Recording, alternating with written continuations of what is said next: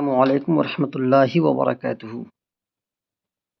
باب العلم انواریہ educational society اور سید محمد عبدالواسع حسینی بخاری چشتی المعروف امان اللہ نورانی چیئرمین باب العلم انواریہ ایجوکیشنل سوسائٹی کے زیر اہتمام علامہ احمد یار خان نعیمی صاحب رحمۃ اللہ تعالیٰ علیہ کی معرکۃ الاعلیٰ تصنیف تفسیر نعیمی کا سلسلہ وار لیکچر سیریز چل رہا ہے اور آج کا یہ ہمارا چھٹا سیشن ہے۔ آج ہم بسم اللہ الرحمن الرحیم کی تلاوت کرنے جا رہے ہیں اور اس کی تفسیر پڑھیں گے۔ کل ہم نے اعوذ باللہ من الشیطان الرجیم کی تلاوت سنی تھی۔ آپ حضرات اب بسم اللہ الرحمن الرحیم کی تلاوت سماعت کرنے جا رہے ہیں، تو سماعت کریں۔ بسم اللہ الرحمن الرحیم۔ بسم اللہ اللہ کے نام سے، الرحمن جو بہت مہربان ہے، الرحیم جو رحمت والا ہے۔ مکمل ترجمہ اس طور پر ہوگا کہ اللہ کے نام سے شروع جو نہایت ہی مہربان رحم والا ہے، بہت مہربان رحمت والے اللہ کے نام سے شروع۔ بسم اللہ کے متعلق چند باتیں غور کرنے کی ہیں۔ ایک یہ کہ اس کا تعلق اعوذ باللہ سے کیا ہے، یہ بہت اہم بات ہے۔ یہ قرآن کریم کے نظم اور ترتیب سے متعلق ہے یہ بات۔ اور دوسرے یہ کہ اس میں کیا نکات ہیں، یعنی اس میں کون سے جو ہیں نقطے ہیں، پوائنٹس کی باتیں ہیں۔ تیسرے اس کے فضائل اور فوائد کیا ہیں، یعنی اس کے پڑھنے کی فضیلت کیا ہے، حدیث میں قرآن میں کیا آیا ہے اور اس کو پڑھ کر کے ہمیں فائدہ کیا حاصل ہوگا۔ اور چوتھے اس کے متعلق فقہی مسائل۔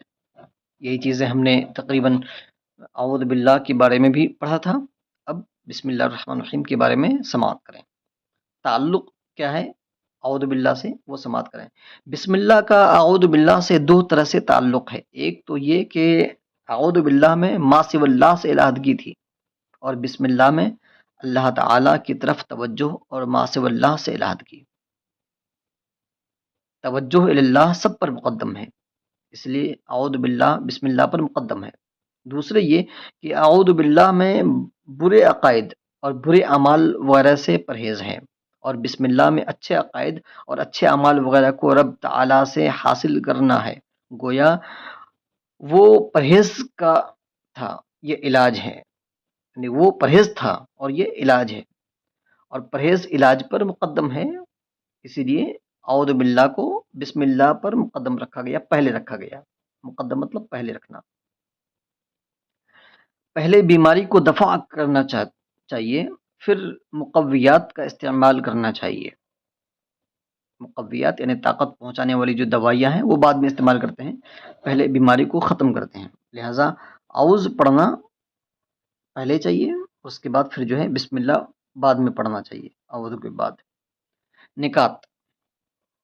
بسم اللہ کے نکات میں دو قسم کے نکات ہیں۔ ایک تو خود بسم اللہ کہ ہر کام کے شروع میں کیوں پڑھی جاتی ہے، دوسرے یہ کہ بسم اللہ کے الفاظ میں یعنی با، اسم اللہ الرحمن الرحیم میں کیا نکات ہیں۔ پہلا نقطہ کفار عرب، پہلا نقطہ سماعت کریں۔ کفار عرب اپنے ہر کام کو بتوں کے نام سے شروع کرتے تھے، چنانچہ کہا کرتے تھے بسم اللہ والعزہ، یعنی لات اور عزہ کے نام سے شروع کرتا ہوں۔ لہٰذا ضروری ہوا کہ مومن مسلمان اپنے ہر کام کو اللہ کے نام سے شروع کرے تاکہ کفار کی مخالفت ظاہر ہو۔ فائدہ اس سے یہ معلوم ہوا کہ مسلمان کا ہر عمل کفار کے مخالف ہونا چاہیے، ہر دینی عمل۔ ان سے محبت اور مشابہت بہت بڑی چیز ہے۔ دوسرا نقطہ کہ جس کام کی ابتدا شروعات اچھی ہو اس کی انتہا بھی اچھی ہوتی ہے۔ بچے کے پیدا ہوتے ہی اس کے کان میں اذان کہی جاتی ہے تاکہ اس کی ابتدا اللہ کے نام پر ہو اور اس کی تمام زندگی بخیریت گزرے۔ دکاندار دکان کی پہلی بکری ادھار نہیں کرتا بلکہ نقد پیسے مانگتا ہے تاکہ سارا دن تجارت کے لیے اچھا گزرے۔ اسی طرح مسلمان کو ضروری ہے کہ اپنے ہر کام کی ابتدا شروعات اللہ کے نام سے کرے تاکہ بخیر و خوبی انجام کو پہنچے۔ تیسرا نقطہ سماعت کریں کہ سرکاری مال پر جب کوئی سرکاری علامت لگا دی جاتی ہے، سرکاری پہچان لگا دی جاتی ہے تاکہ چور اس کو لیتے ہوئے خوف کرے اور چرا نہ سکے، کیونکہ سرکاری مال کی چوری ایک قسم کی بغاوت ہے، اسی طرح مسلمان کو چاہیے کہ اپنے ہر کام کے شروع میں بسم اللہ پڑھ لے، تاکہ یہ بسم اللہ رب العالمین کی نشاندہی بن جائے اور شیطان چور اس میں اپنا دخل نہ دے سکے۔ اور حدیث پاک میں آتا ہے کہ جس کام کے اول میں بسم اللہ نہ پڑھی جائے اس میں شیطان شریک ہو جاتا ہے، اور بسم اللہ پڑھ لینے سے وہ کام شیطان سے محفوظ رہتا ہے۔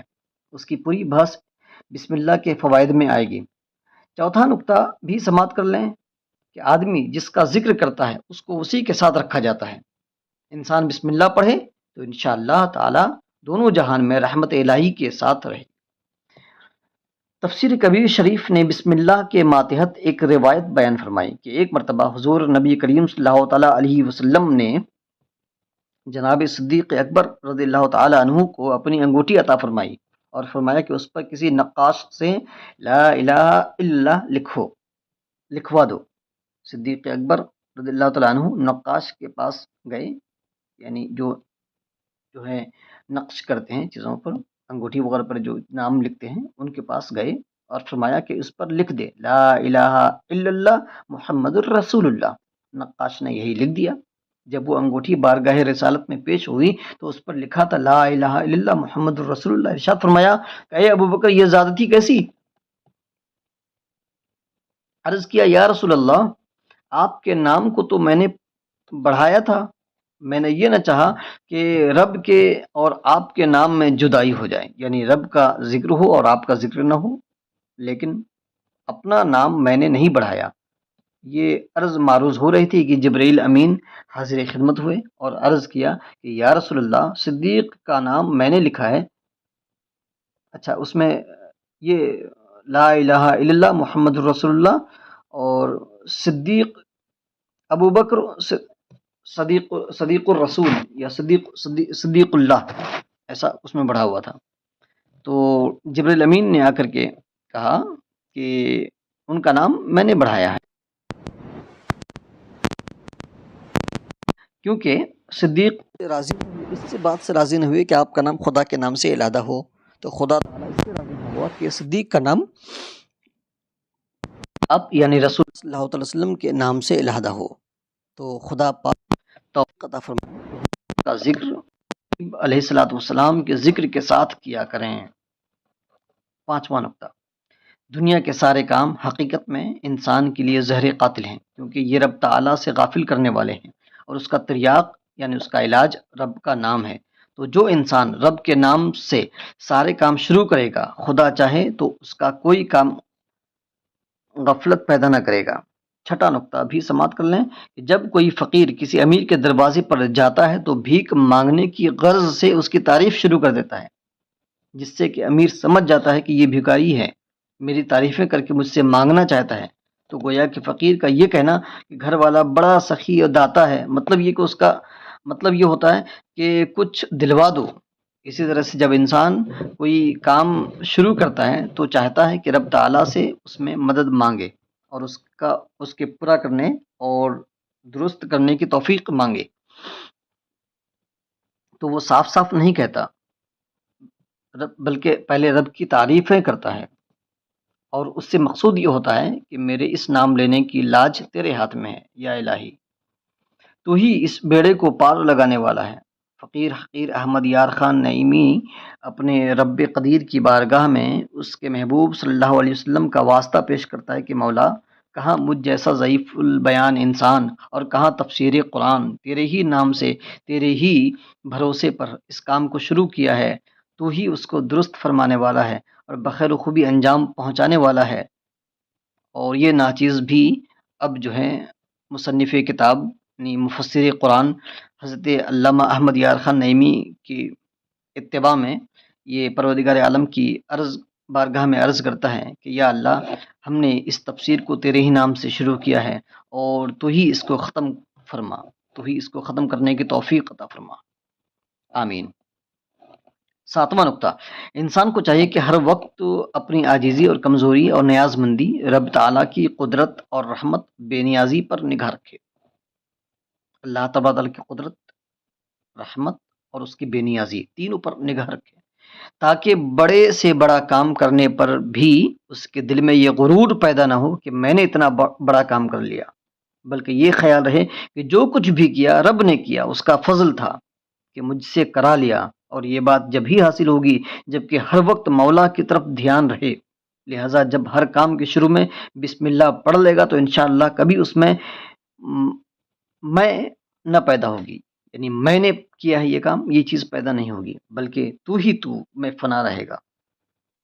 اس کا مطلب یہ ہوا کہ جب بھی انسان بسم اللہ پڑھے تو صرف زبان سے نہ پڑھے، بلکہ دل میں بھی اس بات کا خیال رکھے کہ میں اللہ کے نام سے اس کام کو شروع کر رہا ہوں۔ یہ خیال رہنا بہت ضروری ہے، انسان کی ایک حالت طاری ہو جائے انسان کے اوپر، تب جو ہے اس کا فائدہ سمجھ میں آئے گا۔ بسم اللہ کے حروف کے نکات بھی سماعت کر لیں۔ بسم اللہ کو با سے شروع کیا گیا اور اسم کے الف کو گرا دیا گیا، حالانکہ اقرأ بسم ربک الذی خلق میں اگرچہ الف پڑھنے میں نہیں آتا مگر لکھنے میں آتا ہے۔ اس کی کیا وجہ ہے؟ اس میں چند حکمتیں ہیں۔ پہلی حکمت، انسان نے عالم ارواح میں پیدا ہو کر سب سے پہلے لفظ بلے بولا تھا، لفظ بلا بولا تھا، کیوں نہیں؟ یعنی رب تعالیٰ نے فرمایا کہ کیا میں تمہارا رب نہیں ہوں؟ تو سب نے عرض کیا بلا، کیوں نہیں؟ ہاں ہے تو ہی سب سے پہلے۔ تو سب سے پہلے انسان کے منہ سے با نکلی، رب تعالیٰ نے اپنے کام کو با سے شروع کیا تاکہ قرآن پاک پڑھتے ہی وہ عہد اور میثاق یاد آ جائے انسان کو، جو انسان نے اللہ تبارک تعالیٰ سے عالم ارواح میں کیا تھا۔ دوسری حکمت یہ کہ خدا پاک کا نام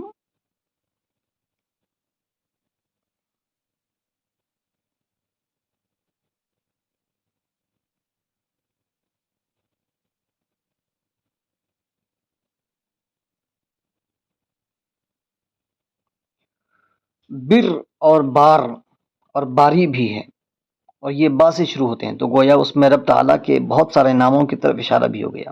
تیسری حکمت یہ کہ نحوی قاعدے سے با ملانے کے لیے آتی ہے۔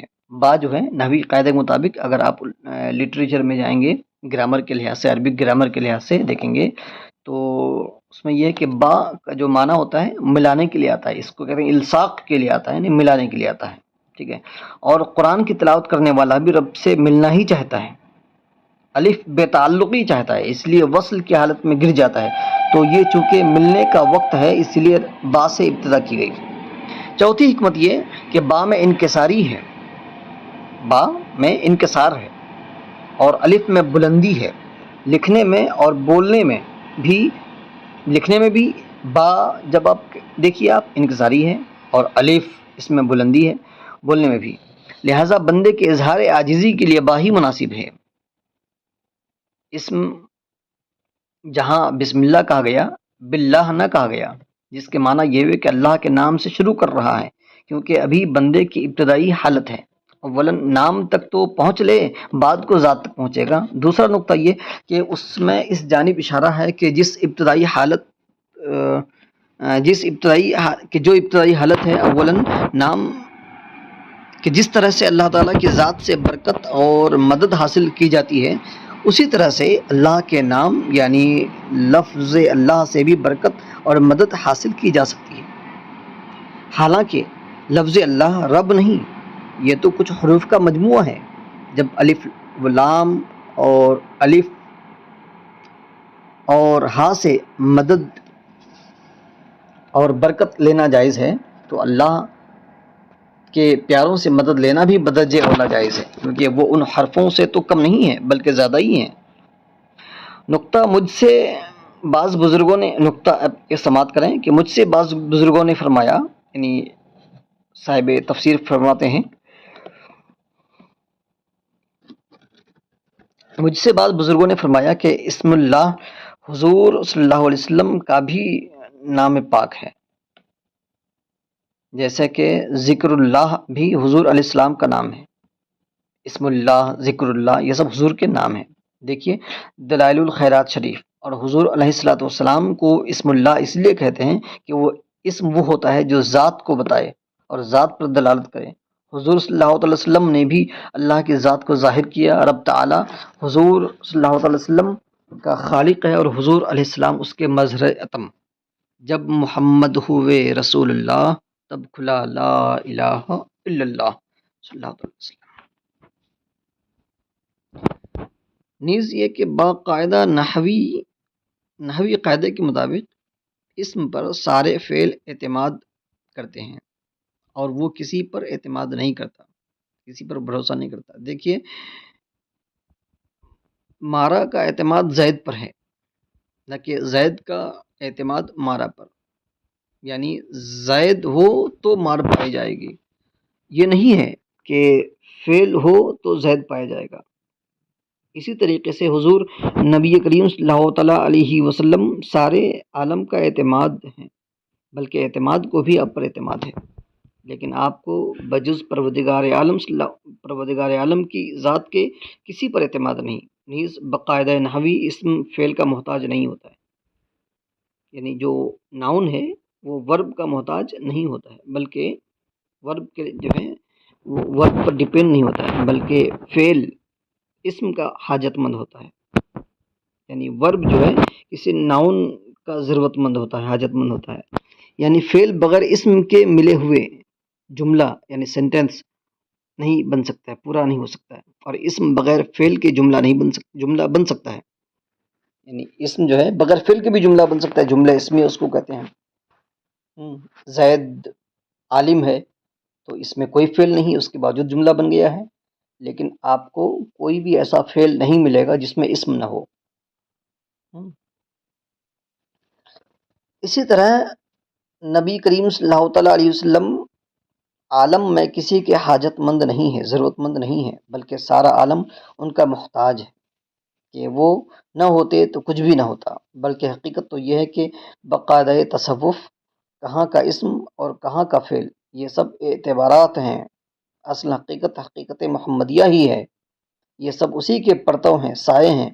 اعلیٰ حضرت نے کیا ہی خوب فرمایا، وہی جل و شہر بشہر ہے، وہی اصل عالم و دہر ہے، وہی اصل عالم و دہر ہے، وہی بحر ہے، وہی لہر ہے، وہی پاٹ ہے، وہی دھار ہے. پانی ایک ہی ہے مگر الگ الگ اعتبارات سے الگ الگ نام. کنارہ، دھار، پاٹ، موج، نہر، نالا، دریا، سمندر، یہ سب کے سب نام اگرچہ الگ الگ ہیں لیکن سب میں تو پانی ہی نہ ہے. پھر فرماتے ہیں وہ نہ تھا تو باغ میں کچھ نہ تھا، وہ نہ ہو تو باغ میں سب فنا. وہی جان ہے جان سے ہے بقا، وہی بن ہے بن ہی سے ہے، بن ہی سے بار ہے. فرماتے ہیں با ادب جھکا لو سر بلا کہ میں نام لوں گل و باغ کا، گل تر محمد مصطفیٰ چمن ان کا چمن ان کا پاک دیار ہے. ان کا چمن پاک دیار ہے. یہ بہت اچھی تعویل ہے اور کسی قاعدہ شریعہ کے خلاف نہیں. اب آگے جو الرحمن اور الرحیم آ رہا ہے وہ یا تو اللہ کی صفت ہے یا لغوی معنی میں اسم اللہ کی، یعنی رسول اللہ صلی اللہ علیہ وسلم کی. اور حضور علیہ الصلوۃ والسلام کو رحیم تو قرآن نے فرمایا ہے، رہا لفظ رحمان تو اس کے متعلق گزارش یہ ہے کہ شیخ عبداللہ محدث دہلوی رحمۃ اللہ تعالی علیہ نے مدارج شریف میں فرمایا ہے کہ حضور تمام صفات الہیہ سے موصوف ہیں. نیز قرآن نے فرمایا وما ارسلناک الا رحمۃ للعالمین. تفسیر کبیر کے شروع میں بسم اللہ کے ماتحت ہے کہ حق تعالیٰ کے 3000 نام ہیں. 3000 name of the God of Allah, جن میں سے 1000 ملائکہ جانتے ہیں اور 1000 صرف انبیاء کرام، اور باقی 1000 میں سے 300 نام تورات شریف میں اور 300 انجیل میں اور 300 زبور میں اور 99 نام قرآن پاک میں ہیں. اور ایک نام وہ ہے جس کو صرف حق تعالیٰ ہی جانتا ہے. لیکن بسم اللہ میں حق تعالیٰ کے جو 3 نام آئے ان 3 میں 3000 کے معنی پائے جاتے ہیں. لہٰذا جس نے ان 3 ناموں سے حق تعالیٰ کو یاد کر لیا گویا اس نے تمام ناموں سے اس کو یاد کر لیا. ان تمام ناموں میں لفظ اللہ حق تعالیٰ کا ذاتی نام ہے، یعنی اللہ کا پرسنل نام ہے، اور باقی اسماء صفات ذاتیہ، صفاتیہ ذاتی نام، صفاتیہ ذاتی نام الگ ہوتا ہے اور ذاتی نام الگ ہوتا ہے۔ تو اسماء جو صفاتی نام ہے سب کے سب، ٹھیک ہے۔ ذاتی نام اسے کہتے ہیں جو کہ صرف ذات کو بتائے، یعنی کسی پرسنالٹی کو بتائے، اور صفاتی نام وہ کہلاتے ہیں جو کہ ذات کے ساتھ صفت کی طرف بھی اشارہ کریں۔ جیسے ایک آدمی کا نام عبداللہ خان ہے لیکن وہ مولوی بھی ہے، تو اس واسطے سے اسے عالم کہتے ہیں، اور چونکہ قرآن پاک بھی اس نے حفظ کر لیا ہے لہذا اسے حافظ بھی کہتے ہیں، قرأت بھی سیکھی ہے اس واسطے اس کو قاری بھی کہتے ہیں، زمین کا مالک بھی ہے لہذا اس کو زمیندار بھی کہتے ہیں۔ تو عبداللہ تو اس کا ذاتی نام ہوا لیکن اس نے فقط اس کی ذات کو بتایا ہے، علم، قرأت، حفظ وغیرہ کی طرف اشارہ نہ کیا، اور دوسرے نام ان کے صفاتی نام ہے کہ اگر اسے حافظ کہا جائے تو سمجھ جائیں گے کہ یعنی وہ صفت حفظ سے بھی متصف ہے۔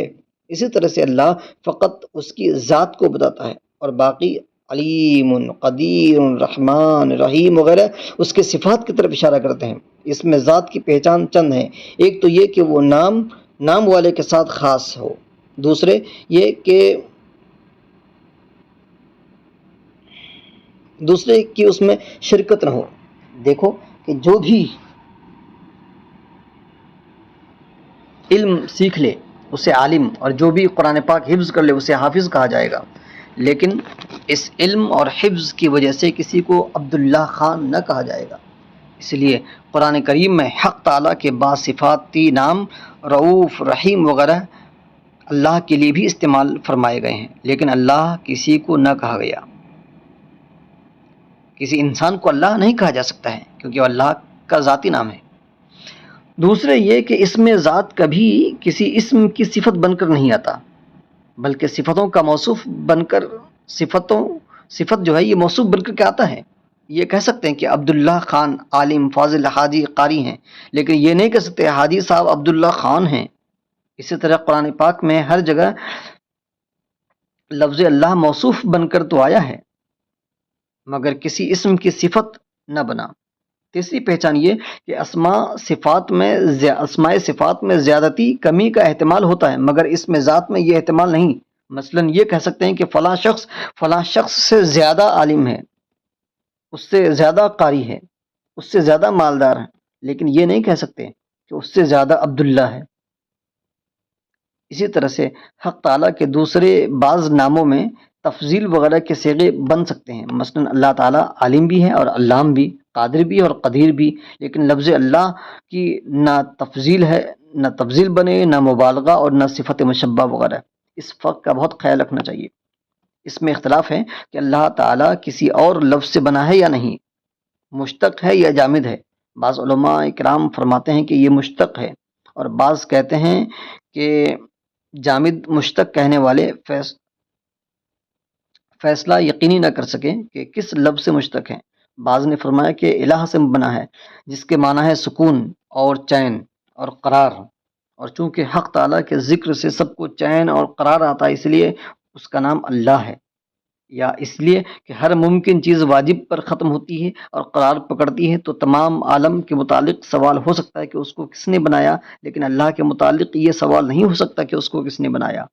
بعض نے فرمایا کہ لفظ ولہ سے بنایا ہے جس کے معنی ہے حیرانی، کیونکہ تمام مخلوق اس کی صفات و ذات و صفات میں حیران ہے، محرومین تو جہالت کی تاریکیوں میں پھنسے ہیں، اور واصلین الی اللہ بجز تجلیات نورانی کچھ نہ پا سکے اور اس کی حقیقت کو نہ پہنچ سکے، کہ آفتاب حیرت اندر حیرت آمد، حیرت اندر حیرت ہست، یا حیرت سراپا کار در سرکار ما، یعنی بعض لوگ فرماتے ہیں کہ یہ لا الہ سے مشتق ہے جس کے معنی ہے بلندی، چونکہ حق تعالیٰ کی ذات تمام ممکنات سے بلند و بالا ہے اس لیے اس کو اللہ کہا جاتا ہے۔ بعض کہتے ہیں کہ لاہن سے بنا ہے جس کے معنی ہے حجاب کے ہیں، یعنی پردہ، چونکہ اللہ تبارک تعالیٰ کی ذات نظر، خیال، گمان، وہم، عقل سب سے ماورا ہے اس لیے اسے اللہ کہتے ہیں۔ شیخ سعدی رحمۃ اللہ تعالیٰ نے فرمایا، اے برتر از قیاس و خیال و گمان و وہم، و زہر چے گفت اند و شنیدم و خواند خواندئیم۔ لطف یہ ہے کہ اللہ تعالیٰ کی ذات زیادتی ظہور کی وجہ سے چھپ گئی اور کمال نور کی وجہ سے نظر نہ آ سکی۔ زیادتی ظہور کی وجہ سے چھپ گئی اور کمال نور کی وجہ سے نظر نہ آ سکی۔ بے حجابی یہ کہ ہر ذرہ میں جلوہ آشکار، اس پہ گھونگٹ یہ کہ صورت آج تک نادیدہ ہے۔ یعنی جب کوئی ذات زیادہ جو ہے واضح ہو جاتی ہے نا، پھر جو ہے وہ انسان آنکھ مکمل طور اس کو دیکھ نہیں سکتی ہے۔ جیسے سورج کو اگر دیکھیں تو مکمل طور پر جو ہے انسان کھلی آنکھوں سے اس کو نہیں دیکھ سکتا ہے، اس قدر جو ہے ظاہر ہے وہ۔ بعض فرماتے ہیں کہ لفظ اللہ اس الہ سے بنا ہے جس کے معنی ہے عاجزی و زاری کرنا، چونکہ تمام بندے اس کی بارگاہ میں عاجزی اور زاری کرتے ہیں، لہٰذا اسے اللہ کہتے ہیں۔ کبھی کبھی انسان اسباب پر نظر کر لیتا ہے لیکن پھر اس کی انتہا مسبب الاسباب پر ہی ہوتی ہے، یعنی اسباب پیدا کرنے والے پر ہی ہوتی ہے۔ بعض لوگوں نے کہا کہ لفظ اللہ اس الہ سے مشتق ہے جس کے معنی ہے گھبرا کر آنا، چونکہ تمام مخلوق ہر مصیبت میں آخرکار رب کی طرف پناہ پکڑتی ہے، اس لیے اس کا نام اللہ ہے۔ صاحب تفسیر کبیر نے اسی معنی کے ماتحت فرمایا کہ مقروض قرض خواہ دیکھ کر بھاگتا ہے، لیکن پروردگار ایسا کریم ہے کہ اس کے مقروض بندے اسی کی بارگاہ کی طرف بھاگتے ہیں، بلکہ وہ خود بلا رہا ہے اور فرماتا ہے فَفِرُّوا إِلَى اللَّهِ، بھاگ کر آؤ اللہ کی طرف۔ بادشاہ مالدار فقراء سے اپنے دروازے بند کرتے ہیں تاکہ فقیر ہمارے پاس نہ آئیں، لیکن رب تعالیٰ وہ غنی ہے جس کا دروازہ ہر وقت ہر ایک کے لیے کھلا ہے، اور بھگاتے ہیں، دوسرے لوگ بھگاتے ہیں مگر وہ اپنے دروازے کی طرف بلاتا ہے۔ فرماتا ہے ادعونی استجب لکم، اے بندہ مجھ سے مانگو، میں تمہاری بات سنوں گا، مانوں گا، قبول کروں گا، ایکسیپٹ کروں گا، تم مجھ سے دعا تو مانگو۔ حکایت یعنی ایک قصہ سماعت کریں۔ دو بھائی تھے، ایک متقی پرہیزگار، دوسرا فاسق و بدکار۔ جب فاسق مرنے لگا تو متقی بھائی نے کہا کہ دیکھا تجھے میں نے بہت سمجھایا مگر تو اپنے فسق و فجور سے باز نہ آیا، اب بول تیرا کیا حال ہوگا؟ اس نے جواب دیا کہ اگر قیامت کے روز میرا رب میرا فیصلہ میری ماں کے سپرد کر دے تو بتا کہ ماں مجھے کہاں بھیجے گی، دوزخ میں یا جنت میں؟ پرہیزگار بھائی نے کہا کہ ماں تو واقعی جنت بھیجے گی۔ گنہگار نے جواب دیا کہ میرا رب میری ماں سے زیادہ مہربان ہے۔ یہ کہا اور انتقال ہو گیا۔ بڑے بھائی نے خواب میں اسے نہایت خوشحال دیکھا، مغفرت کی وجہ پوچھی، کہا کہ میری اسی مرتے وقت کی بات نے میرے تمام گناہ بخشوا دیے۔ ہم گنہگاروں پہ تیری مہربانی چاہیے، سب گناہ دھل جائیں گے، رحمت کا پانی چاہیے۔ ہم گنہگاروں پہ تیری مہربانی چاہیے، یا خدا، یا الہی، یا اللہ، ہم گنہگاروں پہ تیری مہربانی چاہیے، سب گناہ دھل جائیں گے، رحمت کا پانی چاہیے۔ اسی وجہ سے اس کو اللہ کہتے ہیں، لیکن حق یہ ہے کہ لفظ اللہ کسی لفظ سے مشتق نہیں، جیسے اس کی ذات کسی سے نہیں بنی، ایسے ہی کسی سے نہیں بنی اس کی ذات، ایسے ہی اس کا نام کسی لفظ سے نہیں بنا۔ سبحان اللہ، جب اس کے نام میں اتنی حیرانی ہے تو کون دعویٰ کر سکتا ہے کہ میں نے رب کی حقیقت کو پا لیا؟ اب بتائیے، جب اللہ تبارک تعالیٰ کے نام ہی میں اتنی گہرائی ہے، اتنا ڈیپ ہے، تو پھر اللہ تبارک تعالیٰ کی ذات کو، جس ذات کا یہ نام ہے، جب اس میں اتنی گہرائی ہے تو اس ذات میں کتنی گہرائی ہوگی، اور اس کی حقیقت کون پا سکتا ہے؟ لفظ اللہ کی خصوصیات۔